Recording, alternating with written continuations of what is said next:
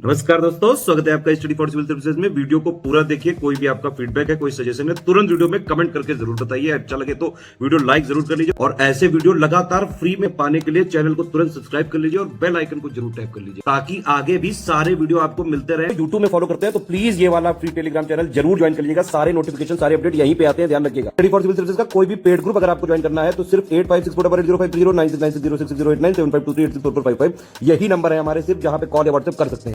Instagram पे हमारा page जरूर फॉलो कर लीजिएगा, स्टडी फॉर सिविल .सर्विसेज है। ट्विटर पे हमको जरूर फॉलो कर लीजिएगा, @स्टडी फॉर सिविल्स है।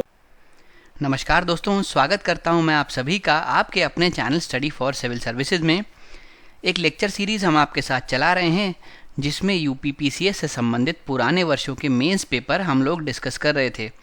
आज वर्ष 2019 के GS2 की शुरुआत हम लोग करेंगे और शुरू करने से पहले आपको एक जानकारी मैं देना चाहता हूं। हमारे कुछ पेड कोर्सेज चलते हैं जहां पे हम लोग क्वालिटी कंटेंट आपको प्रोवाइड करते हैं। अगर आपको इस बारे में कोई जानकारी चाहिए हो तो दिए गए 2 में से किसी भी नंबर पे आप हमसे संपर्क कर सकते हैं।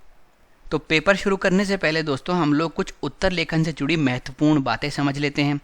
सबसे पहले हर एक क्वेश्चन में एक कोई मुख्य शब्द छुपा होता है, आपको उसको ढूंढना होता है और उसके अनुसार अपना आंसर तैयार करना होता है। फिर जब आप आंसर लिखते हैं तो इसको हम लोग 3 अलग अलग पार्ट्स में विभाजित करते हैं। जो पहला पार्ट होता है वो होता है इंट्रोडक्शन का या फिर परिचय का। भाई इसमें अगर 100 वर्ड्स का आपको आंसर लिखना है तो उसका 1/10 भाग यहाँ पे लिखना होता है, यानी 10 शब्दों में आपको अपना इंट्रोडक्शन ख़त्म करना है। इंट्रोडक्शन में आप क्या क्या लिख सकते हैं, तो देखिए किसी बारे में अगर आपको बात करनी है तो आप उसकी डेफिनेशन लिख के शुरू कर सकते हैं या फिर उससे संबंधित कोई फैक्ट या डेटा भी लिख सकते हैं। ये आपकी मदद करेगा एक भूमिका बनाने में कि आगे अपने उत्तर में आप क्या लिखने वाले हैं। फिर ये होते हैं अपने आंसर का मेन कंटेंट या फिर सब्जेक्ट मैटर। यहाँ पे आपको जो क्वेश्चन की डिमांड है उसके अनुसार आंसर करना पड़ता है। और यहाँ पे जो भी आपने स्टैंड लिया है, जो भी आपने पक्ष लिया है, उसको मजबूत बनाने के लिए आप डेटा का इस्तेमाल करते हैं, आप फैक्ट का इस्तेमाल करते हैं, अलग अलग रिपोर्ट्स का इस्तेमाल करते हैं, जजमेंट्स का इस्तेमाल करते हैं। कई बार जहाँ पे संभव हो आप फ्लो चार्ट्स बनाएं, मैप्स बनाएं, इससे आपका उत्तर और बेहतर होगा। फिर जो तीसरा भाग है आपके आंसर का, उसको हम कहते हैं निष्कर्ष या फिर कंक्लूजन। कोशिश हम ये करते हैं जब भी निष्कर्ष लिखें उसको संतुलित रखें। भाई अगर आप कोई चीज़ किसी चीज़ के बारे में कुछ लिख रहे हैं, ना तो बहुत ज़्यादा उसके पक्ष में लिखें, ना बहुत ज़्यादा उसके विरोध में लिखें। भाई आपको अंत में एक संतुलित दृष्टिकोण वहाँ पे एग्जामिनर के सामने दर्शाना है। फिर उसके बाद आपका जो निष्कर्ष है वो आशावादी दृष्टिकोण आपका झलकाना चाहिए। उसके अलावा इसको पॉजिटिव नोट पे एंड करें, सकारात्मक विचार इसमें लिखने का प्रयास करें और अगर संभव हो तो अपने निष्कर्ष में किसी समस्या का समाधान भी लिखें।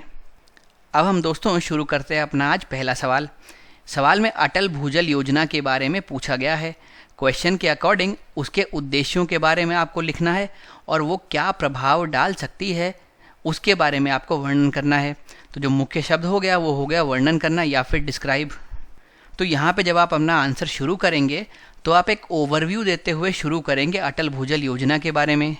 फिर डिटेल में आप बताएंगे इसके साथ जुड़े हुए उद्देश्य क्या हैं और इसके क्या क्या संभावित इम्पैक्ट हो सकते हैं। तो दोस्तों इस उत्तर में आप शुरुआत कर सकते हैं ये कहते हुए कि जो अटल भूजल योजना है ये 25 दिसंबर 2019 को शुरू की गई थी। इसी दिन अटल बिहारी वाजपेयी की 95th बर्थ एनिवर्सरी थी और उसी को सेलिब्रेट करते हुए इस योजना का इनॉग्रेशन किया गया था। जो इसका मेन एम रखा गया था वो था ग्राउंड वाटर का बेहतर मैनेजमेंट या फिर भूजल का बेहतर प्रबंधन। जो इसका मेजर एम था वो था कि ग्राउंड वाटर का हम लोग बेहतर तरीके से मैनेजमेंट कर पाएँ, मेनली 7 स्टेट्स में या 7 राज्यों में। अब वो 7 राज्य कौन से थे, तो दोस्तों देखिए यहाँ पे हरियाणा, राजस्थान और गुजरात ये तीनों राज्य थे। फिर महाराष्ट्र और कर्नाटक 2 राज्य थे और मध्य प्रदेश और यूपी 2 राज्य थे। तो इन 7 राज्यों में भूजल का बेहतर प्रबंधन इसका एक मेन उद्देश्य था। इस योजना को अटल जल भी कहा जाता है, ये भी आप यहाँ पे मेंशन कर सकते हैं। और इसमें करते क्या हैं, इसमें पंचायत के नेतृत्व में एक तो भूजल संबंधी जो संसाधन है उसका बेहतर प्रबंधन करने का प्रयास करते हैं, और दूसरा लोगों में व्यवहारिक बदलाव लाने का हम लोग प्रयास करते हैं, जिससे वो इन संसाधनों को बेहतर तरीके से इस्तेमाल कर सकें और ग्राउंड वाटर का ज़्यादा एक्सप्लॉयटेशन ना हो। फिर दोस्तों, अगर इसके संभावित प्रभावों के बारे में बात करें या फिर इम्पैक्ट्स के बारे में बात करें, तो इसमें कई चीज़ें आप लिख सकते हैं। सबसे पहले ये, जैसा कि हमने ऊपर बात की, लोगों में व्यवहारिक बदलाव लाने में मदद कर सकता है, यानी एक बिहेवियरल चेंज ला सकता है। उसके अलावा इसकी मदद से ग्राउंड वाटर के मैनेजमेंट में हम लोगों की भागीदारी बढ़ा सकते हैं। ज़्यादा जनता जो है वो जल या फिर स्पेसिफिकली भूजल के प्रबंधन में अपनी भागीदारी दिखा सकती है। उसके अलावा जो वाटर यूज़ एफिशिएंसी है, पानी को इस्तेमाल करने की जो एफिशिएंसी है वो इससे बेहतर हो सकती है, क्योंकि अगर हम अच्छे से मैनेजमेंट करेंगे, बेहतर प्रबंधन करेंगे, तो जो वेस्टेज होगा या फिर जो एक्सप्लॉयटेशन होगा वो कम होगा, जिसकी वजह से वाटर की यूज़ एफिशिएंसी बढ़ेगी। उसके अलावा ये मदद कर सकता है क्रॉपिंग पैटर्न को बढ़ाने में। फिर मदद कर सकता है जल जीवन मिशन के बेहतर कार्यान्वयन में, उसको पुश कर सकता है। अब भाई, जल जीवन मिशन क्या है? ये एक मिशन है जो वर्ष 2019 में स्टार्ट किया था। इस मिशन के अंतर्गत ये एम रखा गया था कि आपको 55 लीटर प्रतिदिन प्रति व्यक्ति पानी पहुंचाना है हर ग्रामीण हाउस होल्ड में, और किसके माध्यम से? वहाँ लगे नल के माध्यम से। और इसका जो लक्ष्य का टारगेट रखा गया था वो था 2024 वर्ष। तो इस जल जीवन मिशन को पुश करने में अटल भूजल योजना मददगार साबित हो सकती है। उसके अलावा यहाँ पे क्योंकि ग्राउंड वाटर का बेहतर प्रबंधन होगा, तो इसीलिए कृषि में भी बेहतर तरीके से पानी हम दे पाएंगे, और इससे संभावित है कि किसान की आय दोगुनी हो जाए, जो कि हमारी सरकार का एक लक्ष्य भी है। तो यही सब चीज़ें आप यहाँ पे इम्पैक्ट में लिख सकते हैं। अब दोस्तों, देखते हैं हमने उत्तर किस प्रकार बनाया है। 95th बर्थ एनिवर्सरी पे अटल बिहारी वाजपेयी की 25 दिसंबर 2019 को हमने एक योजना लॉन्च की। उस योजना का नाम रखा गया अटल भूजल योजना, जो बेसिकली भूजल प्रबंधन के ऊपर फोकस करती थी। इसका उद्देश्य ये था कि 7 राज्यों में समुदाय की भागीदारी के माध्यम से भूजल का बेहतर प्रबंधन किया जा सके। कौन कौन से राज्य थे मैंने आपको वहाँ पे बताया था, ये आप मैप से याद कर सकते हैं। हरियाणा, राजस्थान और गुजरात 3 थे, मध्य प्रदेश और उत्तर प्रदेश 2 थे, और महाराष्ट्र और कर्नाटक बाकी 2 हैं। यह जो पहल है, इसका एक उद्देश्य है कि भूजल संसाधन जो भी भारत में मौजूद हैं उनमें दीर्घकालिक स्थिरता सुनिश्चित करना। उसके अलावा ये जो योजना है इसका नाम अटल जल भी है। इसमें हम लोग कोशिश ये करते हैं कि पंचायत के नेतृत्व में भूजल संसाधनों के प्रबंधन को प्रोत्साहित किया जा सके और भूजल उपयोग में व्यवहारिक परिवर्तन लाया जा सके, यानी बिहेवियरल चेंज लोगों में लाया जा सके, जिससे वो ग्राउंड वाटर को बेहतर तरीके से इस्तेमाल करें। अब इसके संभावित इम्पैक्ट क्या क्या हो सकते हैं? सबसे पहले तो ग्राउंड वाटर मैनेजमेंट में ये पार्टिसिपेटरी अप्रोच को बढ़ावा दे सकता है। बड़े पैमाने पे ये वाटर यूज़ एफिशिएंसी को बढ़ा सकता है, यानी कि जल उपयोग की दक्षता में ये वृद्धि कर सकता है। उसके अलावा फसल प्रणाली को ये बेहतर कर सकता है। जल जीवन मिशन के बेहतर कार्यान्वयन में ये मददगार साबित हो सकता है। इसके बारे में मैंने आपको बताया ही था। वर्ष 2019 में शुरू किया गया था ये मिशन। ये किसान की आय दोगुनी करने में भी मददगार साबित हो सकता है, और अभी जो हमारी सरकार है ये उसका एक प्रमुख लक्ष्य भी है। उसके अलावा भूजल के उपयोग से संबंधित जो भी लोगों के व्यवहार रहे हैं इतने समय से, उसमें परिवर्तन लाना भी एक इसका उद्देश्य है। और अगर ये इसी तरीके से काम करता रहा तो ये परिवर्तन ला भी पाएगा। उसके अलावा इसका एक उद्देश्य ये भी है कि ग्राउंड वाटर रिसोर्सेज का बेहतर, एफिशिएंट और इक्विटेबल यूज़ किया जा सके। अब दोस्तों, ये जो योजना है इसको एक इनोवेटिव स्कीम भी कहा जाता है। अब इसकी ऐसी इनोवेटिवनेस है क्या? इसमें ऐसा क्या नवाचार है? देखिए, सबसे पहले तो इसमें कुछ इंसेंटिव्स जोड़े गए हैं अचीवमेंट के साथ। अगर आपने रिज़ल्ट अपना अचीव किया तो आपको उसके लिए कुछ इंसेंटिव्स दिए जाएंगे। अगर आपने अपना रिज़ल्ट अचीव किया तो आपको बेहतर फंड का एक्सेस मिल पाएगा। तो यानी हर एक राज्य अब कोशिश करेगा कि वो अपने रिजल्ट्स को अचीव करे, क्योंकि उसको सेंटर से इसके लिए फंड मिल पाएंगे। तो ये एक कॉम्पिटिटिव फेडरलिज्म की भावना को भी बढ़ाती है और ये अपने प्रकार की ग्राउंड वाटर सेक्टर में भारत की पहली स्कीम है। तो अगर आपसे ये क्वेश्चन पूछा जाए कि ये जो योजना है इसमें ऐसी क्या इनोवेटिवनेस है, इसमें क्या नए नवाचार हैं, तो आप इस दिशा में अपना उत्तर लिख सकते हैं। फिर हम लोग बात करते हैं भारत में जल संकट के बारे में। जो जल संकट है ये सिर्फ घरों तक सीमित नहीं है, बल्कि एक बहुत बड़ी चुनौती है। और भारत में जल के संदर्भ में एक चैलेंज ये है कि हमको सुनिश्चित करना होता है कि उद्योग और खेती के लिए पर्याप्त जल उपलब्ध हो। फिर हमने यहाँ पे कुछ आंकड़ों का सहारा लिया है।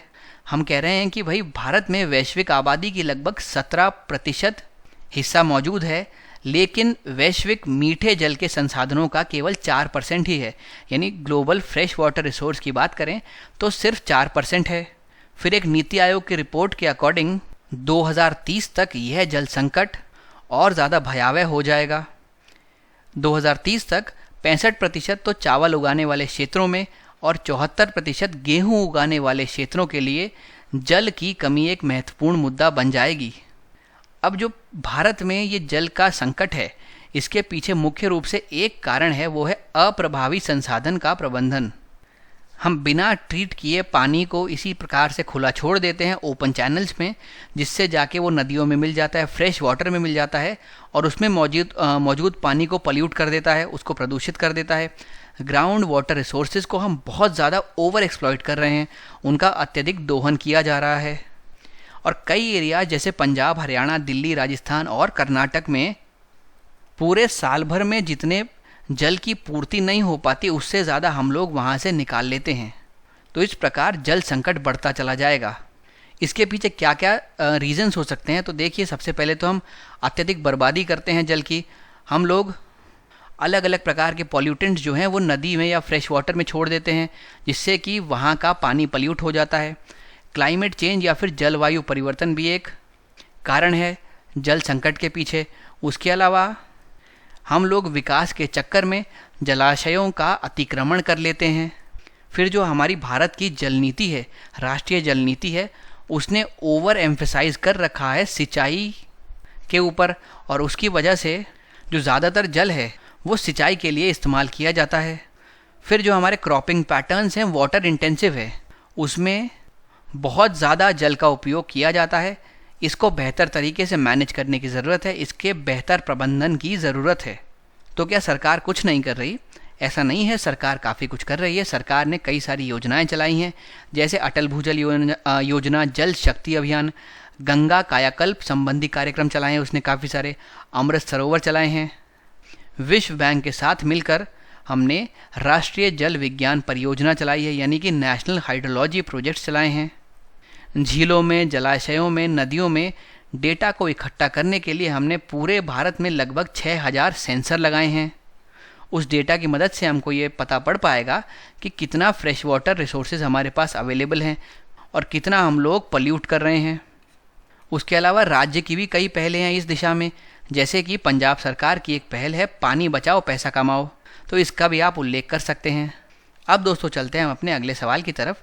यहाँ पे नेशनल ह्यूमन राइट कमीशन के बारे में बात करनी है आपको। राष्ट्रीय मानवाधिकार आयोग की भूमिका के बारे में आपको लिखना है, तो आप उसी के बैकग्राउंड के साथ अपने उत्तर को शुरू कर सकते हैं। तो एक भूमिका इससे बन जाएगी।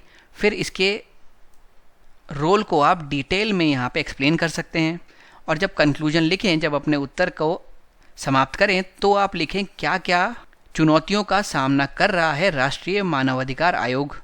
इससे आपका उत्तर काफ़ी व्यवस्थित दिखेगा। तो दोस्तों, इसकी शुरुआत आप ये लिखकर कर सकते हैं कि जो राष्ट्रीय मानवाधिकार आयोग है, इसका गठन 1993 में किया गया, और इसके गठन के पीछे एक अधिनियम जिम्मेदार था, एक एक्ट जिम्मेदार था। इसको protection of human rights act 1993 के तहत गठित किया गया था। इसी वजह से ये एक वैधानिक निकाय है। इसका जो मेन एम है वो है मानवाधिकार का संरक्षण करना और उसका संवर्धन करना। तो इस प्रकार से आप इसका इंट्रोडक्शन बना सकते हैं। फिर जो इसकी मेन बॉडी की बात है उसमें आप लिख सकते हैं इसके क्या क्या रोल्स हैं। रोल्स में आप लिख सकते हैं अगर कहीं पे किसी जगह पे ह्यूमन राइट का वायलेशन हो रहा है, मानवाधिकार का उल्लंघन हो रहा है, तो वह यहाँ पे हस्तक्षेप करके इस केस को अपने कंट्रोल में ले सकता है। उसके अलावा कहीं पे अगर ह्यूमन राइट का वायलेशन हो रहा है तो वो उस जगह पर पूरी इंक्वायरी बिठा सकता है, वो जेल विज़िट कर सकता है, टाइम टाइम पे जेल की कंडीशंस देख सकता है और उसको बेहतर बनाने के लिए सुझाव दे सकता है। उसके अलावा ह्यूमन राइट के लिए क्या क्या सेफगार्ड ज़रूरी हैं या क्या ऐसी चीज़ें ज़रूरी हैं जिससे कि मानवाधिकार को बचाया जा सके, इस बारे में वो एडवाइस दे सकता है। उसके अलावा इससे संबंधित रिसर्च कर सकता है। फिर आप लिख सकते हैं कि सरकार के जो भी मानवाधिकार को संरक्षित करने के स्टेप्स हैं, जो भी पहल हैं, उसको ये सप्लीमेंट कर सकता है, उसमें ये मददगार साबित हो सकता है।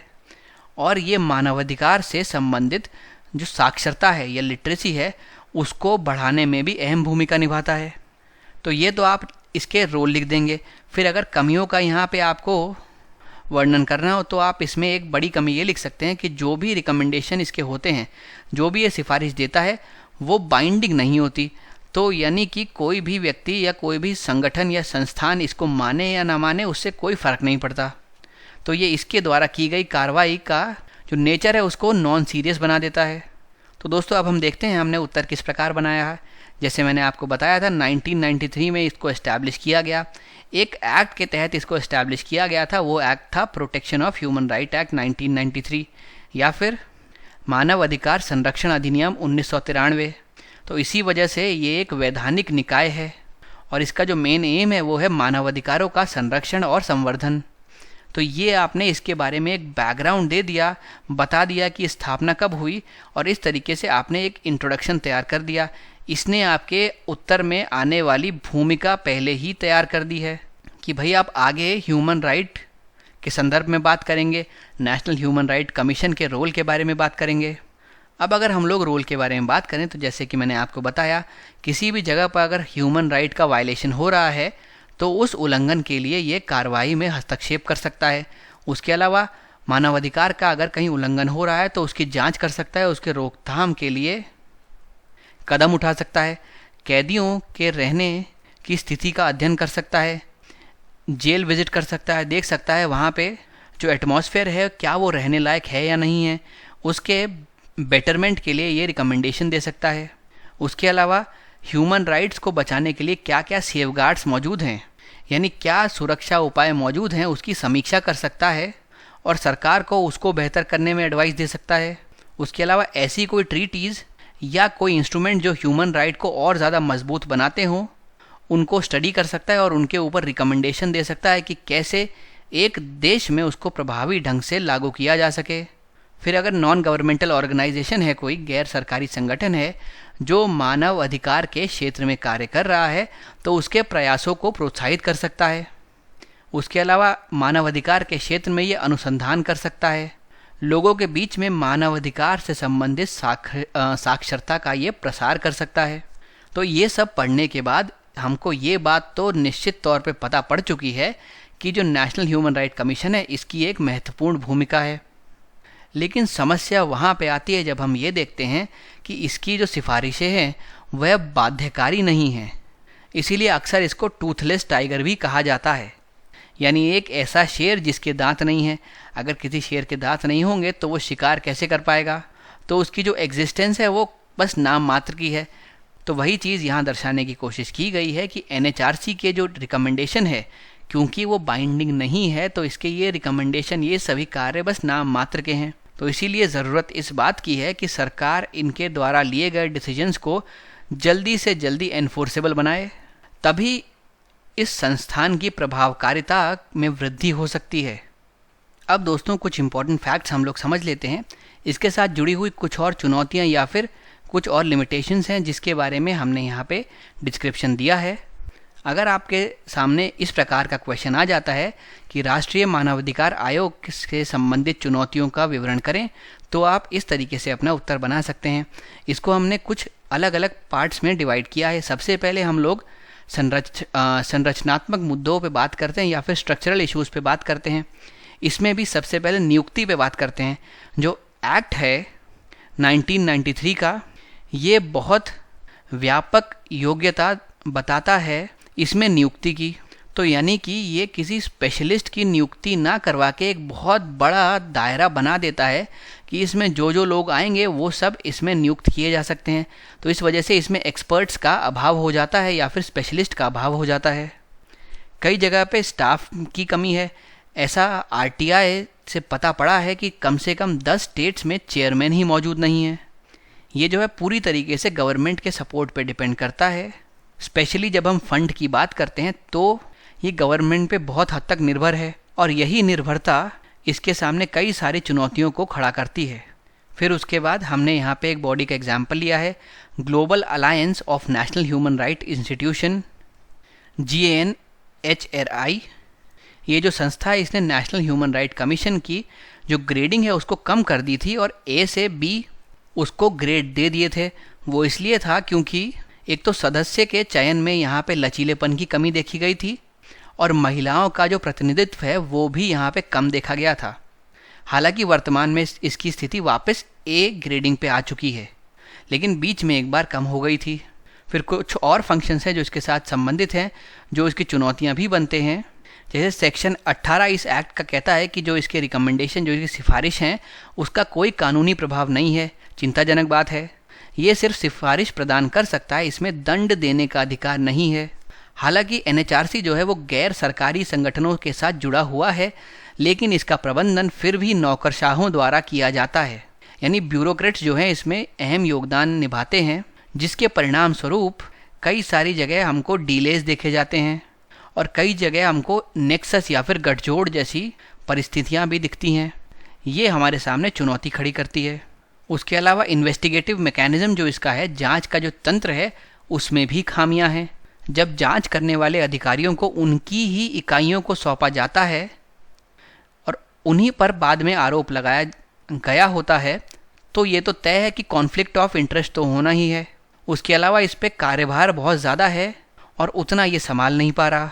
तो ये कुछ चीज़ें हैं जो आप अपने आंसर में लिख सकते हैं। अगर कोई क्वेश्चन आता है जिसमें आपसे राष्ट्रीय मानवाधिकार आयोग की चुनौतियां लिखने को कहा जाता है। फिर हम चलते हैं दोस्तों अपने तीसरे सवाल की तरफ। यहाँ पे न्यूट्रलिटी पे हमको बात करनी है। क्वेश्चन कह रहा है कि लोक सेवा का परंपरागत गुण तटस्थता रहा है। इस चीज़ की आपको व्याख्या करनी है, यानी यहाँ न्यूट्रलिटी के बारे में आपको बात करनी है। एक्सप्लेन यहाँ का कीवर्ड है या फिर इधर व्याख्या करनी है आपको। शुरुआत आप कैसे करेंगे? सबसे पहले तो आपको बताना होगा सिविल सर्विस में न्यूट्रलिटी होती क्या है, आप इससे क्या समझते हैं। फिर आप बताइए किस प्रकार से अगर न्यूट्रलिटी को मेंटेन करेंगे तो करप्शन नहीं होगा, क्रोनी कैपिटलिज्म नहीं होगा, और इसी प्रकार के काफ़ी सारी जो आज चैलेंजेस हमारी सरकार फेस करती है वो फेस नहीं करेगी, उनका समाधान हो पाएगा। लेकिन फिर आपको लिखना है किस प्रकार से आए दिन जो न्यूट्रलिटी है वो कम होती चली जा रही है और आजकल काफ़ी कम ऐसे सिविल सर्वेंट्स देखे जाते हैं जो पॉलिटिकली न्यूट्रल हो। और फाइनली आप इसी चीज़ को दोहराते हुए अपना उत्तर समाप्त कर सकते हैं कि अगर सिविल सर्विसेज में न्यूट्रलिटी रहेगी तो वो बहुत मददगार साबित हो सकती है। तो दोस्तों इसकी आप शुरुआत ये कहते हुए कर सकते हैं कि अगर कहीं पर न्यूट्रलिटी है तो उस जगह पे लोकतंत्र जो है वो फलेगा फूलेगा, डेमोक्रेसी फ्लरिश करेगी। उसके अलावा आप यहाँ पे ये लिख सकते हैं कि न्यूट्रलिटी का मतलब होता है आपको कोई भी पक्षपात नहीं करना, आपको किसी प्रकार की बायसनेस नहीं रखनी। उसके अलावा आपका जो बिहेवियर है वो इम्पार्शियल होना चाहिए, आपका झुकाव किसी भी एक या एक से अधिक पार्टी की तरफ नहीं होना चाहिए। उसके अलावा हर एक पॉलिटिकल पार्टी की जो आइडियोलॉजी है आपको उन सबसे दूरी बनानी पड़ेगी क्योंकि आप न्यूट्रल होना चाह रहे हैं। और इससे होगा क्या? और दोस्तों इससे ये होगा कि क्रोनी कैपिटलिज्म समाप्त हो सकता है, करप्शन को काफ़ी हद तक कंट्रोल किया जा सकता है, जो कुप्रशासन है उसको रोका जा सकता है, मैल एडमिनिस्ट्रेशन को कंट्रोल किया जा सकता है। और साथ साथ एक इम्पॉर्टेंट फैक्टर ये भी है कि अगर सरकार बदल जाती है किसी जनरल इलेक्शन में और कोई सिविल सर्वेंट जो है वो न्यूट्रल रहता है पूरे समय, तो आने वाली नई सरकार भी उस पर भरोसा कर सकती है। तो ये सब बातें आप इसमें लिख सकते हैं किस प्रकार से तटस्थता आपको अलग अलग पैमानों में फ़ायदेमंद साबित हो सकती है। अब देखते हैं दोस्तों हमने इसका उत्तर किस प्रकार बनाया है। सबसे पहले तो हमने वही कहा है कि भाई अगर कोई सिविल सर्वेंट न्यूट्रलिटी को मेंटेन करेगा तो जो डेमोक्रेसी है वो फ्लरिश करेगी, लोकतंत्र फलेगा फूलेगा। अगर आप तटस्थता पे टिके हुए हैं, इसका मतलब आपको गैर पक्षपाती रवैया अपनाना पड़ेगा, आपको निष्पक्ष रहना पड़ेगा। और अगर आपको इस प्रकार के कोई लक्षण बनाए रखने हैं तो हर एक राजनीतिक दल की विचारधारा से खुद को अलग रखना महत्वपूर्ण है। अगर कोई ऐसा लोक सेवक है जो तटस्थ है तो जनता भी उस पर ज़्यादा भरोसा करेगी, क्योंकि उसको मालूम होगा कि ये पॉलिटिकल पार्टीज़ के लिए काम नहीं करता, ये जन कल्याण के लिए काम करता है। इसके सामने जो सही रास्ता होता है ये वही चुनता है। अगर कोई भी लोक सेवक तटस्थ रहेगा तो वह उद्यमों और सरकार के बीच किसी भी प्रकार के गठजोड़ की संभावना को भी कम करता है। साथ ही ये घोर पूंजीवाद की घटनाओं को भी रोकने में मदद करता है। इसके अलावा भ्रष्टाचार को कम करने, कुप्रशासन को रोकने में भी ये मददगार साबित होता है। तो यानी तटस्थता जो है वो कई सारे पैमानों पे एक सिविल सर्वेंट की, एक लोक सेवक की मदद करती है। इसके अलावा अगर कभी शासन में परिवर्तन होता है और ये देखा जाता है कि कोई लोक सेवक तटस्थ रहा है तो जो नई सरकार आती है वह भी काम करने के समय उस लोक सेवक पर भरोसा कर सकती है। हालांकि दुर्भाग्यपूर्ण बात यह है कि अभी नौकरशाही में, ब्यूरोक्रेट्स में तटस्थता देखने को नहीं मिलती। कहीं ना कहीं किसी न किसी आइडियोलॉजी के प्रति वो अपना झुकाव दिखा देते हैं, और अगर उन्होंने एक पॉलिटिकल आइडियोलॉजी के प्रति अपना झुकाव दिखाया तो जैसे ही शासन बदलेगा वैसे ही कई सिविल सेवकों का तबादला कर दिया जाता है। ये तो आए दिन हमको देखने को मिलता है। जब किसी राज्य में सरकार बदलती है या फिर केंद्र में सरकार बदलती है तो वहाँ पे काम कर रहे जो भी सिविल सर्वेंट्स हैं उनका ट्रांसफ़र कर दिया जाता है, क्योंकि जो नई सरकार आई है उसको इस बात का अंदाज़ा लगता है कि जो ये सिविल सर्वेंट यहाँ पे काम कर रहे थे, जो लोक सेवक काम कर रहे थे, वह तटस्थ नहीं थे और वो एक पार्टी के प्रति अपनी आइडियोलॉजी दिखाते थे, अपना झुकाव दिखाते थे। भाई सिविल सर्विसेज को लेकिन भारत का स्टील फ्रेम कहा जाता है, और अगर उसे यह बने रहना है तो उसको कई सारी चुनौतियों से निपटना ज़रूरी है। अगर वह न्यूट्रल रहेगा तो इसमें उसको मदद मिल सकती है और उसका रास्ता कुछ हद तक आसान हो सकता है।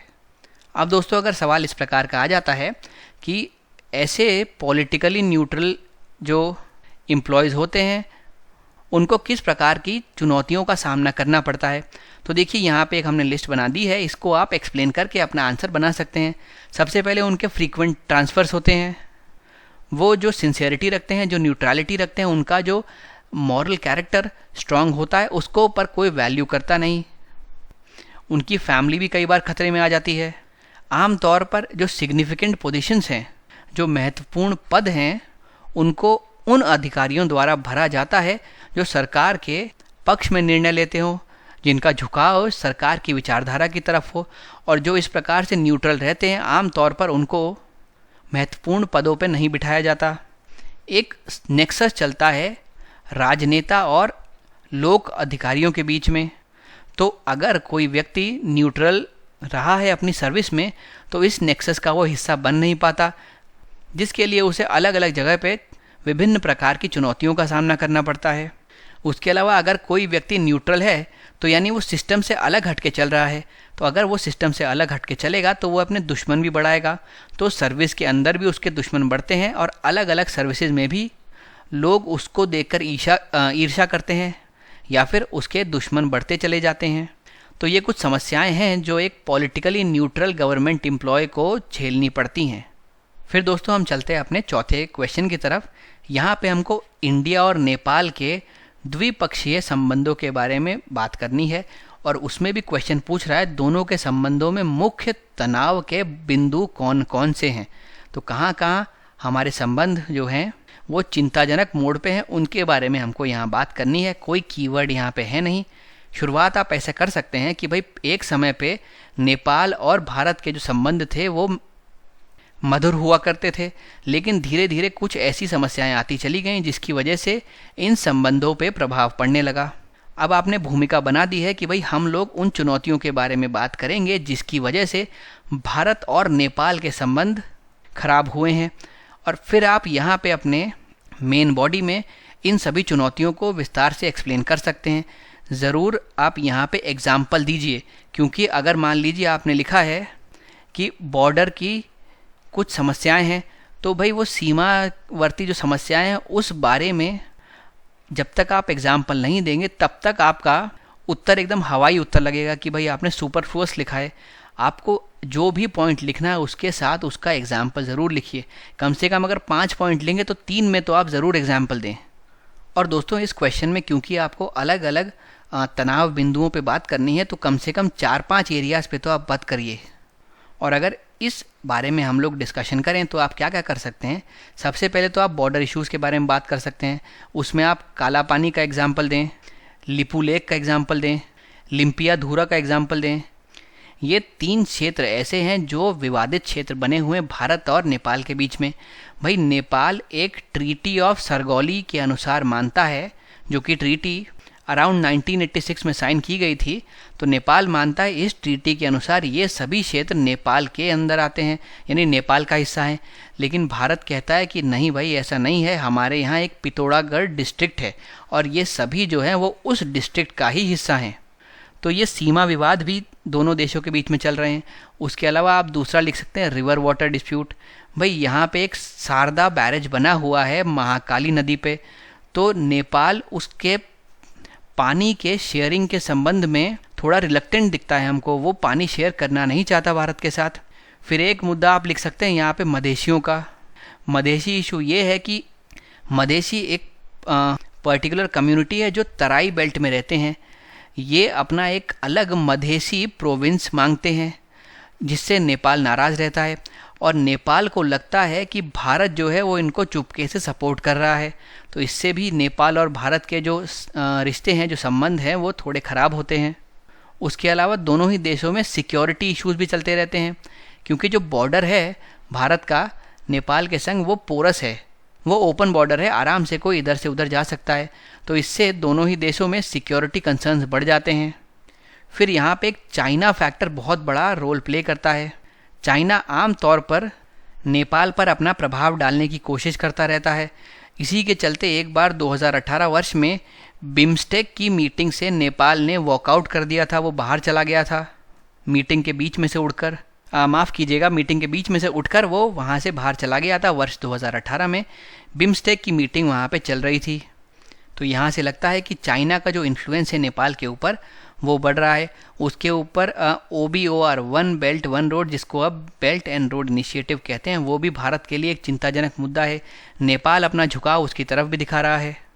तो इन सभी मुद्दों का आप यहाँ पे जिक्र कर सकते हैं। कम से कम 5-6 मुद्दे आप लिखेंगे तो आपका जो आंसर होगा वो एनरिच्ड बनेगा। अब देखते हैं दोस्तों हमने किस प्रकार से इसका उत्तर लिखा है। भारत और जो नेपाल हैं इसके हिस्टोरिकल टाइज अच्छे रहे हैं, इसके पुराने ऐतिहासिक संबंध मधुर रहे हैं, लेकिन अभी हाल फिलहाल में कुछ ऐसी अड़चनें हैं जो मैत्रीपूर्ण संबंधों में बाधा बनती हैं। क्या क्या है? सबसे पहले सीमा विवाद। सीमा विवाद में आप यहाँ पे 3 क्षेत्रों का जिक्र कर सकते हैं, लिपुलेक, काला पानी और लिम्पियाधुरा। ये दोस्तों काला पानी है, इसको आप काला पानी से ही याद रखें। भाई नेपाल एक सुगौली की संधि जो कि 1816 में हुई थी, पीछे शायद हमने इसकी डेट में थोड़ी सी गलती कर दी, वो आप करेक्ट कर लें। ये संधि 1816 में हुई थी। इस संधि के अनुसार नेपाल ये मानता है कि भाई ये जो 3 क्षेत्र हैं ये नेपाल के अंदर आते हैं, लेकिन भारत कहता है ऐसा नहीं है भाई, ये हमारी टेरिटरीज़ हैं और एक पिथौरागढ़ डिस्ट्रिक्ट है उत्तराखंड में, उसके अंदर ये तीनों क्षेत्र आते हैं। तो ये जो है ये एक विवाद वाली स्थिति उत्पन्न करती है। फिर रिवर वाटर के संबंध में भी डिस्प्यूट है। एक शारदा बैरेज है जो महाकाली रिवर पे बना हुआ है, इंडिया ने उसको बनाने में मदद की थी, लेकिन अब नेपाल भारत के साथ उसका जल नहीं बांटना चाहता। फिर चाइना की इन्फ्लुएंस नेपाल पर पड़ रही है, इसको हम देख सकते हैं बेल्ट एंड रोड इनिशिएटिव में। उसके अलावा जो नेपाल है उसका झुकाव चाइना के प्रति बढ़ता जा रहा है, जिससे भारत और नेपाल के संबंधों में खटास आ रही है। फिर मधेशी मुद्दे पे हम बात कर सकते हैं। भाई जो मधेशी है वो नेपाल के तराई क्षेत्र में रहते हैं, तो उस क्षेत्र में रहने वाले मधेशी अपना एक सेपरेट मधेशी प्रांत मांगते हैं, वह उनकी डिमांड है। नेपाल इससे नाराज़ रहता है, लेकिन नेपाल को लगता है कि भाई भारत उनको कहीं ना कहीं से समर्थन दे रहा है, इससे दोनों देशों में संबंध खराब होते हैं। फिर राजनीतिक शत्रुता, भाई नेपाल जो है वो चाइना की तरफ ज़्यादा इन्फ्लुएंस्ड हो चुका है और चाइना आम तौर पर उसको भारत के अगेंस्ट एक कार्ड की तरीके से इस्तेमाल करने का प्रयास करता रहता है। नेपाल ने बिम्स्टेक की मीटिंग 2018 में वॉकआउट कर दिया था। ये एक मिलिट्री एक्सरसाइज थी। फिर दोनों ही देशों में सिक्योरिटी कंसर्न भी हैं। वो इसलिए क्योंकि जो बॉर्डर एरियाज़ है वो पोरस है, वो एकदम ओपन है, जिसकी वजह से क्राइम के लिए आसान रास्ता बन जाता है। तो इसी वजह से ह्यूमन ट्रैफिकिंग बहुत ज़्यादा है, नारकोटिक्स और ड्रग्स बहुत ज़्यादा हैं, जाली करेंसी एक देश से दूसरे देश में ज़्यादा आसानी से आ जा पाती है। तो दोस्तों ये तो हमने बात कर ली किस प्रकार से दोनों के संबंधों में अब खटास आ रही है। लेकिन पॉइंट ये है, अगर आपके समक्ष इस प्रकार का क्वेश्चन आ जाए कि वर्तमान संबंध कैसे हैं, तो आप कैसे आंसर करेंगे। तो यहाँ पे हमने उसको कुछ भागों में डिवाइड किया। सबसे पहले हम वाणिज्यिक संबंधों के बारे में पढ़ेंगे या फिर बायलैटरल रिलेशन के बारे में पढ़ेंगे। 2018-19 के पास 8.27 बिलियन डॉलर्स का हम लोग ने आपस में ट्रेड किया। भारत जो है वो नेपाल का one of the most important trading partners है। फिर हमने नेपाल के साथ फ्री ट्रेड एग्रीमेंट किया हुआ है, यानी मुक्त व्यापार समझौता किया हुआ है और 2009 से यह चल रहा है। अगर एफडीआई की बात करें तो भारत नेपाल का प्रत्यक्ष विदेशी निवेश में सबसे बड़ा स्रोत है। 2006 से अभी तक 4 बार लाइन ऑफ क्रेडिट प्रोवाइड किया गया है नेपाल को भारत द्वारा और उसके अंतर्गत करीब $1 बिलियन भारत से नेपाल में इन्वेस्ट किया गया है। फिर स्ट्रैटेजिक अलायंस की बात करें तो 5 इंडियन स्टेट नेपाल से बॉर्डर करते हैं और करीब 22 एंट्रेंस पॉइंट यहाँ पे मौजूद हैं। फिर कुछ चिंताएं अगर हम लोग बात करें तो नेपाल की राजनीति में भारत विरोधी बयानबाजी होती रहती है। उसके अलावा यह जो राजनीतिक अशांति है भारत के लिए साझेदारी को बेहतर करना थोड़ा कठिन बना देती है। चीनी प्रभाव अभी नेपाल पे बहुत ज़्यादा बढ़ चढ़ कर बोल रहा है। चीन ने नेपाल के करीब 150 हेक्टेयर ज़मीन पर अधिग्रहण कर लिया है। नेपाल में चीनी निवेश में वृद्धि हुई है, ये एक चिंताजनक बात है। और चीन ने नेपाल के कुल प्रत्यक्ष विदेश नीति के 90% से अधिक की प्रतिबद्धता जताई है। जब चाइना कहीं इन्वेस्ट करता है तो उसके मन में कुछ और चल रहा होता है। तो यहाँ पे ये बात श्योर है, नेपाल में इन्वेस्ट करके चाइना इंडिया को टारगेट बनाना चाह रहा है। फिर मीडियम फायर आर्म्स जो हैं चाइना से नेपाल ने लिए हैं।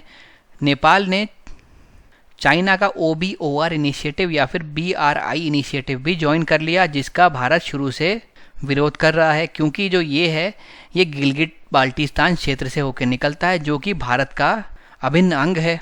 तो अगर ये इस प्रकार से कोई चीनी सरकार डेवलप करेगी इंडिया में आके, तो वो इंडिया के हितों के खिलाफ है। परंतु अब नेपाल ने वो ज्वाइन कर लिया है, तो नेपाल और भारत के बीच की दूरी इसी चीज़ से स्पष्ट हो जाती है। फिर हमारे कुछ एक समझौते हैं जो हम लोगों के अच्छे रिश्तों को बयां करते हैं, जैसे कि कई इंटरनेशनल इलेक्ट्रिसिटी कनेक्शन है।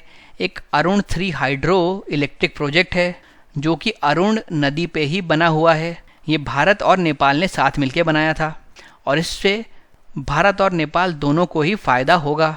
फिर एक पंचेश्वर मल्टीपर्पज़ प्रोजेक्ट है, ये भी हाइड्रो इलेक्ट्रिक प्रोजेक्ट है। ये महाकाली नदी पे बनाया गया था, ये भी भारत और नेपाल ने साथ मिलकर बनाया था और एक ट्रीटी की गई थी, उस ट्रीटी के तहत ये हाइड्रो इलेक्ट्रिक प्रोजेक्ट बनाया गया था।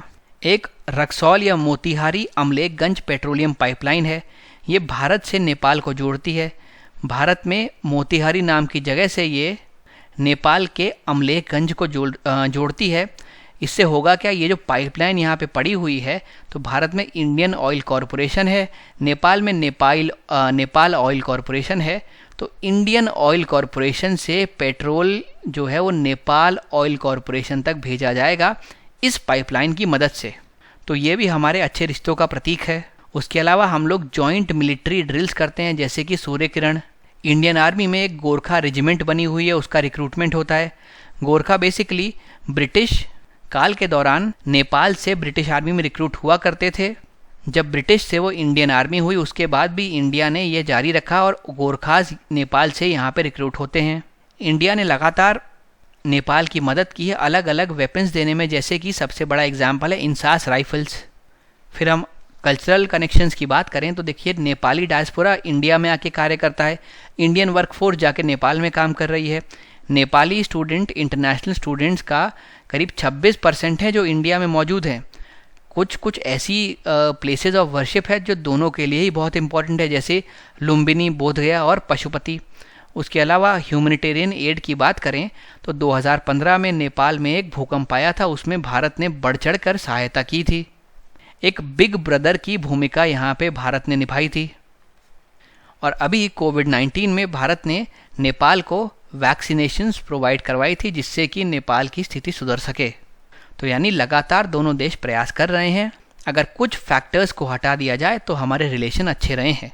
तो इस प्रकार से आप ये सब पॉइंट्स अपने आंसर में इंक्लूड कर सकते हैं। अब दोस्तों चलते हैं अपने अगले सवाल की तरफ।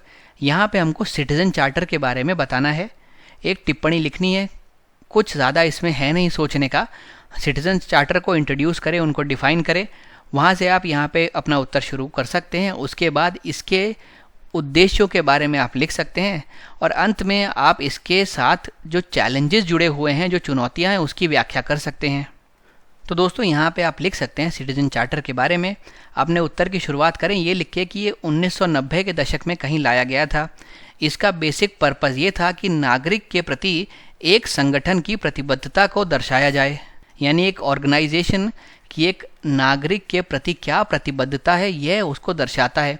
और किन मामलों में कि भाई सर्विस कैसी प्रोवाइड हो रही है, क्या इन्फॉर्मेशन की चॉइस मिल रही है नागरिक को या नहीं मिल रही, क्या ग्रीवेंस का रिड्रेसल पॉसिबल है या नहीं है, यानी अगर उसको कोई शिकायत हो इस पर्टिकुलर संगठन से तो नागरिक कहाँ जाएगा, कहाँ जाके अपनी कंप्लेन रजिस्टर करेगा और उसको कितने दिन में वापस उसका रिस्पांस मिलेगा।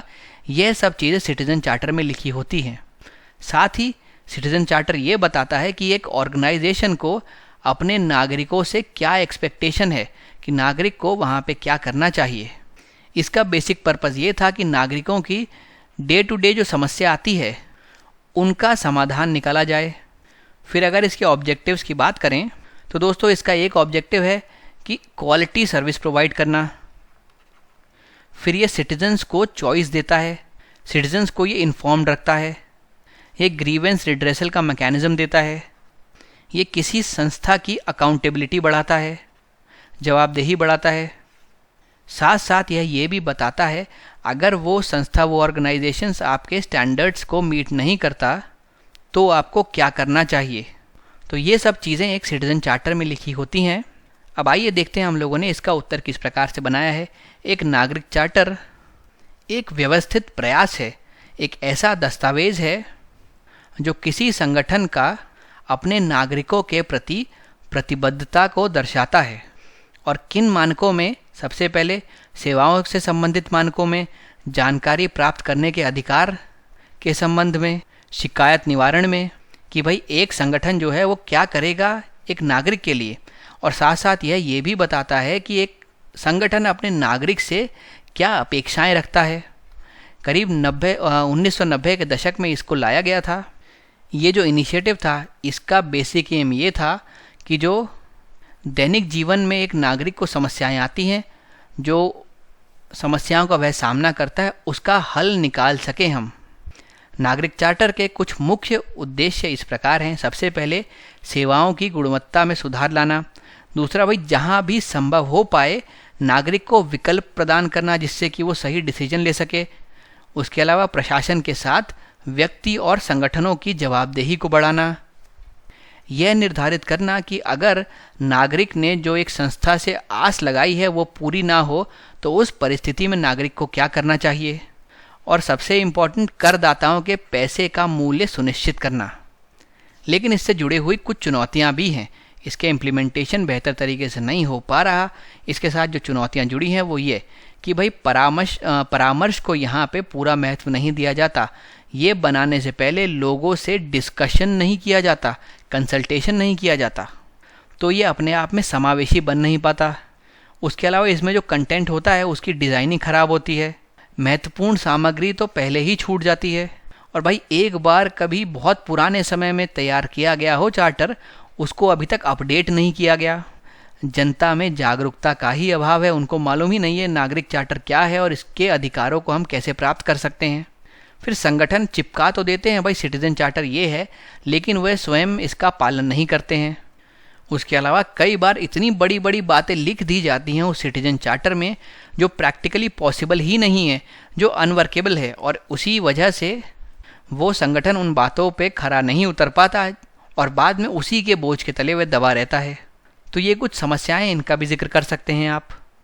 अब दोस्तों, अगर एग्ज़ाम में आपके सामने इस प्रकार का क्वेश्चन आता है कि भारत में नागरिक चार्टर के क्या लाभ हैं या क्या उसके बेनिफिट्स रहे हैं, तो इसको हमने 2 भागों में बांटकर आंसर किया है। सबसे पहले गवर्नमेंट ऑर्गेनाइजेशन के लिए समझते हैं। देखिए, जब कमिटमेंट कर देती है कोई भी ऑर्गेनाइजेशन, तब उसके ऊपर मॉरल ऑब्लिगेशन या फिर नैतिक दायित्व आ जाता है कि उनको पूरा करना पड़ेगा। तो जब कोई भी ऑर्गेनाइजेशन एक चार्टर बना देती है और उसमें लिख देती है कि हम ये सुविधाएं सिटीजन्स को देंगे, तो उसी मॉरल ऑब्लिगेशन के तहत उसकी इफ़ेक्टिवनेस और एफिशिएंसी भी बढ़ जाती है। उसके अलावा अगर चार्टर को कोई पूरी तरीके से फॉलो करेगा तो करप्शन भी कम होगा और वहाँ पे जो मैल एडमिनिस्ट्रेशन चल रहा है वो भी कम होगा।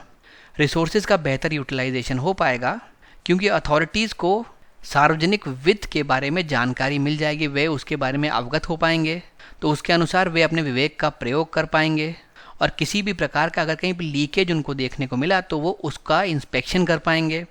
सर्विस डिलीवरी बेहतर हो पाएगी क्योंकि उसमें इस प्रकार के मॉरल्स और स्टैंडर्ड लिखे होते हैं कि अगर आप उसको फॉलो करेंगे तो अपने आप ही आपकी सर्विस डिलीवरी बेहतर हो जाएगी।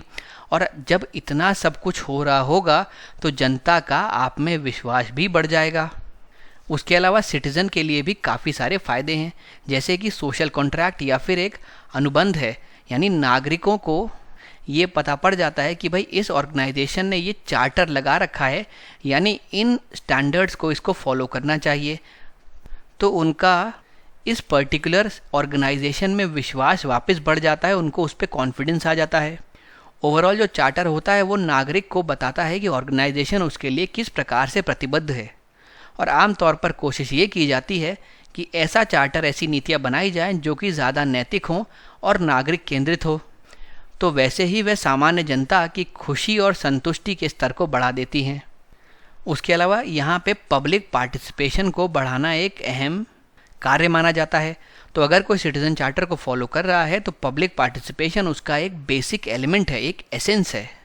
और अल्टीमेटली अगर कोई सिटीज़न चार्टर को बेहतर तरीके से फॉलो कर रहा है तो ये तो श्योर है कि वो जो रिजल्ट्स देगा वो बेहतर आएंगे, जिसकी वजह से जो भी उस पर्टिकुलर संगठन या संस्था के वांछित कल्याणकारी उद्देश्य हैं वह उसको पूर्ति के करीब ले जाएगा। तो ये कुछ पॉइंट्स आप इसमें ऐड कर सकते हैं। फिर दोस्तों हम चलते हैं अपने अगले प्रश्न की तरफ। यहाँ पे वल्चर कंजर्वेशन के बारे में बात की गई है कि भाई उत्तर प्रदेश सरकार गिद्ध के संरक्षण के लिए जो परियोजना ला रही है उसके बारे में वर्णन करें। तो आप शुरुआत ये दिखाते हुए करें कि भाई गिद्ध के संदर्भ में किस प्रकार से जो अभी परिस्थिति है वो खराब है, वो भयावह है, वह दयनीय है। आप ऐसे कह सकते हैं कि शुरुआत में गिद्धों की संख्या अच्छी खासी हुआ करती थी, फिर देखते ही देखते जैसे जैसे समय बीतता चला गया गिद्धों की संख्या में गिरावट होने लगी और अब तो गिद्ध कुछ ही एक गिने चुनी जगह पर मिलते हैं। तो इसी को देखते हुए उत्तर प्रदेश सरकार ने यह सोचा है कि हम लोग गिद्धों के संरक्षण के लिए और उनके प्रजनन पे ध्यान देने के लिए एक सेंटर खोलें। ये उनके संरक्षण में उत्तर प्रदेश का एक कदम था और इस कदम को यहाँ पे आप एक्सप्लेन कर सकते हैं और फिर इसी इनिशिएटिव की तारीफ करते हुए, उसकी प्रशंसा करते हुए आप अपने उत्तर को समाप्त कर सकते हैं। तो दोस्तों अगर इसके स्टार्ट के बारे में बात करें तो आप लिख सकते हैं कि भाई जो गिद्ध हैं वो अभी जीवित रहने को भी स्ट्रगल कर रहे हैं, लेकिन 1980 के आसपास उनकी संख्या काफ़ी अच्छी हुआ करती थी। फिर आप इससे संबंधित कोई डेटा दे सकते हैं यहाँ पे। फिर जब ये बात आए वल्चर कंजर्वेशन की तो आप उत्तर प्रदेश द्वारा शुरू की गई पहल के बारे में लिख सकते हैं। आप कह सकते हैं कि उत्तर प्रदेश ने पहला कंजर्वेशन सेंटर बनाया है वल्चर के कंजर्वेशन या फिर संरक्षण और उसके प्रजनन के लिए। फिर आप उसके बारे में डिटेल दे सकते हैं कि भाई वो 5 हेक्टेयर के क्षेत्र में फैला हुआ है। आप कह सकते हैं कि पिंजौर में भी इसी प्रकार का एक संरक्षण और प्रजनन केंद्र है, उसी की तर्ज पे ये बनाया गया है। आप बता सकते हैं कि इसका जो नाम है वो रखा गया है जटायु संरक्षण और प्रजनन केंद्र। ये महाराजगंज जिले में स्थित है और इसको बनाने में 2 संस्थाओं का अहम योगदान है।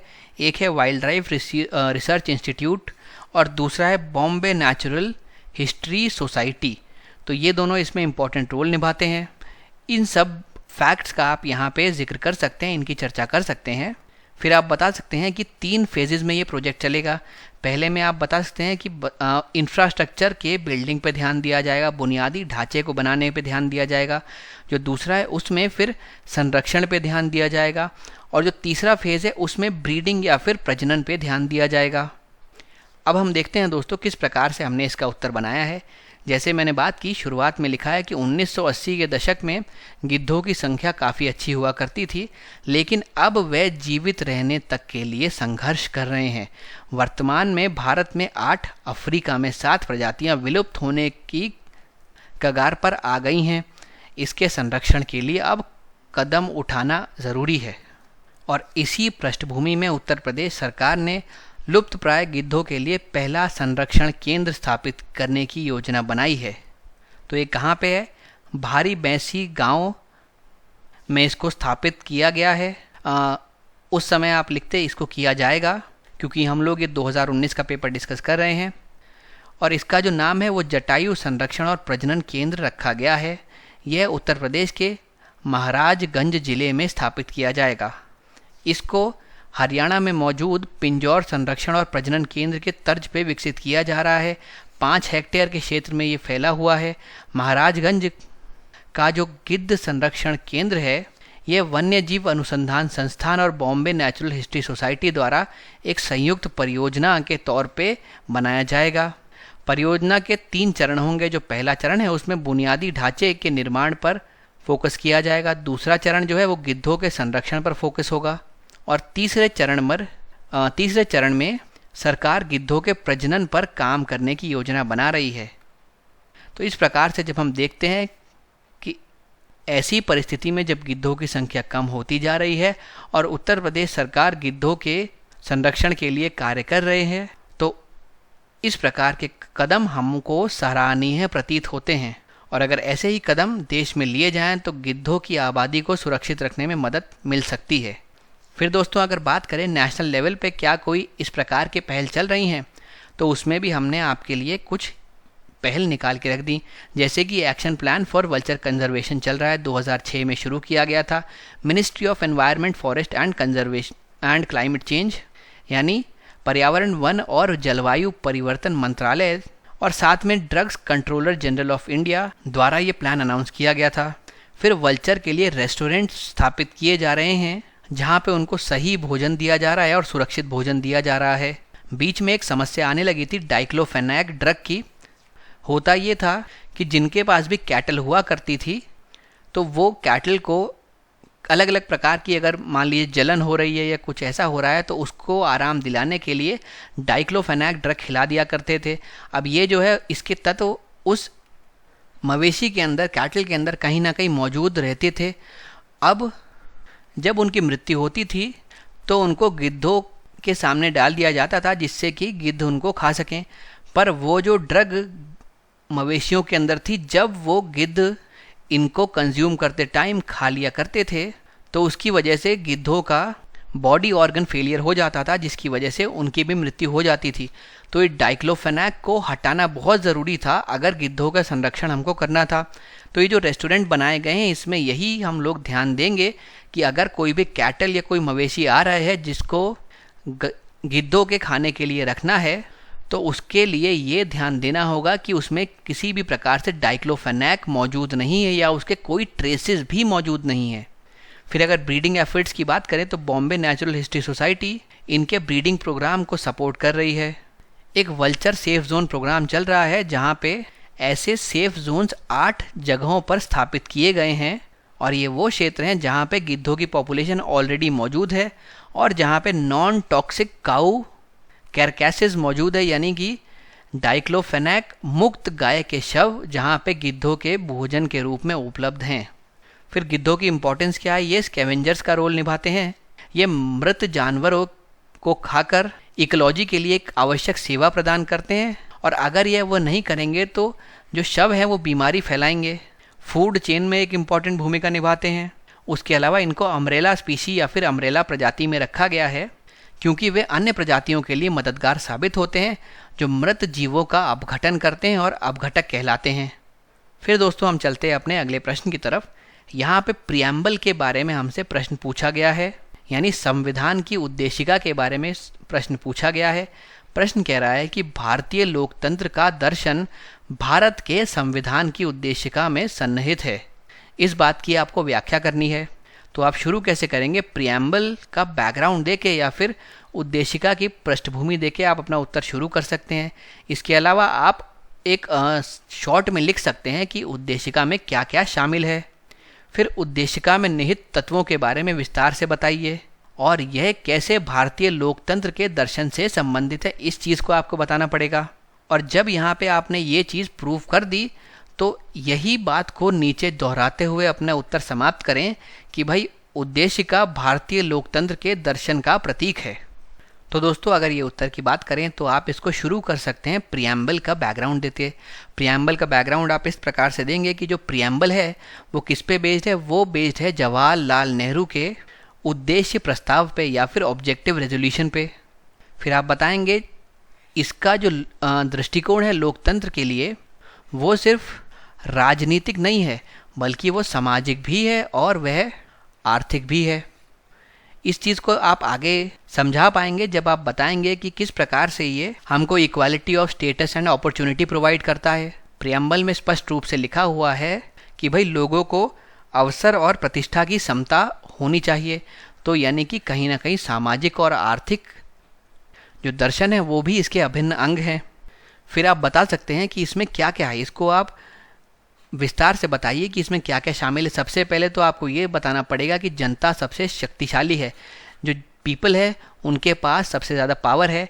और इसको आप इस बात से प्रूव कर सकते हैं कि उद्देशिका की शुरुआत में लिखा है we the people of India, यानी हम लोग ही इस लोकतंत्र को कारगर बनाते हैं, जनता के हाथ में ही सभी शक्तियाँ हैं। उसके बाद ये बताता है कि जो हमारा स्टेट है उसका नेचर कैसा है। जैसे सबसे पहले ये बताता है कि हम लोग एक सॉवरेन राष्ट्र हैं, यानी एक प्रभुत्व संपन्न राष्ट्र हैं। इसका तात्पर्य ये है कि सबसे पहले तो हम खुद के मामलों को खुद संचालित करेंगे और कोई भी बाहरी या आंतरिक ताकत ऐसी नहीं होगी जिसके हम अधीन होंगे। दूसरा, ये सोशलिस्ट के कॉन्सेप्ट को उजागर करता है, यानी समाजवादी के कॉन्सेप्ट को उजागर करता है। तीसरा, ये बताता है कि हम लोग एक संसदीय लोकतंत्र हैं, यानी पार्लियामेंट्री डेमोक्रेसी है। फिर ये एक पॉजिटिव कॉन्सेप्ट देता है सेक्युलरिज्म का, पंथ निरपेक्षता का ये पॉजिटिव कॉन्सेप्ट देता है। ये कहता है पहली बात तो यहाँ पे हमारी नज़र में सभी धर्म समान हैं और स्टेट का कोई भी धर्म नहीं होगा या फिर कोई भी हमारे यहाँ नेशनल धर्म नहीं होगा। फिर ये गणराज्य या फिर रिपब्लिक के बारे में बताता है। ये कहता है कि जो हमारा प्रेसिडेंट होगा, जो राष्ट्रपति होंगे, वो इलेक्टेड होंगे। हमारे यहाँ मोनार्की जैसा कोई कॉन्सेप्ट नहीं है। उसके अलावा प्रियम्बल कुछ और चीज़ों के लिए भी बात करता है, जैसे कि ये लिबर्टी ऑफ थॉट प्रोवाइड करता है, यानी अभिव्यक्ति की स्वतंत्रता प्रोवाइड करता है। उसके अलावा लिबर्टी ऑफ बिलीफ प्रोवाइड करता है, यानी विश्वास की स्वतंत्रता। फिर ये फेथ की स्वतंत्रता प्रोवाइड करता है, यानी कि ये आपको धार्मिक आधार पर स्वतंत्र बनाता है। फिर ये लिबर्टी ऑफ वर्शिप या फिर उपासना की स्वतंत्रता प्रोवाइड करता है। साथ साथ ये कहता है कि इक्वालिटी ऑफ स्टेटस होगा, इक्वालिटी ऑफ अपॉर्चुनिटी होगी, यानी अवसर और प्रतिष्ठा में समता होगी। तो ये सब चीज़ें आप अपने आंसर में मेंशन कर सकते हैं। अब दोस्तों देखते हैं हमने इसका उत्तर किस प्रकार से बनाया है। जैसे कि मैंने बात की प्रियम्बल किस पे बेस्ड है, आप इससे शुरुआत कर सकते हैं कि ये जो बेस्ड है ये ऑब्जेक्टिव रेजोल्यूशन पे बेस्ड है, जो कि पंडित जवाहरलाल नेहरू ने ड्राफ्ट किया था। जो इसकी फ़िलॉसफी है वह सिर्फ पॉलिटिकल डेमोक्रेसी या फिर राजनीतिक लोकतंत्र तक सीमित नहीं है, बल्कि सामाजिक और आर्थिक लोकतंत्र भी इसका एक अभिन्न अंग है। फिर आप बता सकते हैं कैसे। तो सबसे पहले तो जो जनता है वही सर्वशक्तिमान है, क्योंकि जो प्रारंभिक शब्द है हम भारत के लोग या फिर we the people of India, ये डिपिक्ट करता है कि अल्टीमेट पावर जनता के ही हाथ में है और तभी ये जो इंडिया है ये सही में एक लोकतंत्र के तौर पर मजबूती से खड़ा हो पाता है। उसके बाद हमारा जो भारतीय राज्य है उसकी प्रकृति क्या है। सबसे पहले तो उसको प्रभुत्व संपन्न राष्ट्र के रूप में वर्णित किया जाता है, यानी एक राष्ट्र जो अपने मामलों का संचालन स्वयं करेगा उसका संचालन करने के लिए वह पूर्णतः स्वतंत्र है और आंतरिक या बाहरी दृष्टि से किसी भी विदेशी सत्ता के अधीन नहीं है। उसके अलावा प्रियम्बल में ये भी मेंशन्ड है कि हम लोग सोशलिस्ट स्टेट हैं या फिर समाजवादी राज्य हैं, और हमारे समाजवाद की जो प्रकृति है वो है लोकतांत्रिक समाजवाद या फिर डेमोक्रेटिक सोशलिज्म। उसके अलावा प्रियम्बल जो है उसमें पॉजिटिव कॉन्सेप्ट है एक सेक्युलरिज्म का या फिर पंथ निरपेक्षता का एक सकारात्मक अवधारणा इसमें है। इसमें यह बताया जाता है कि सभी जो धर्म है वो राज्य की नज़रों में समान है और भारत का कोई राष्ट्रीय धर्म नहीं है।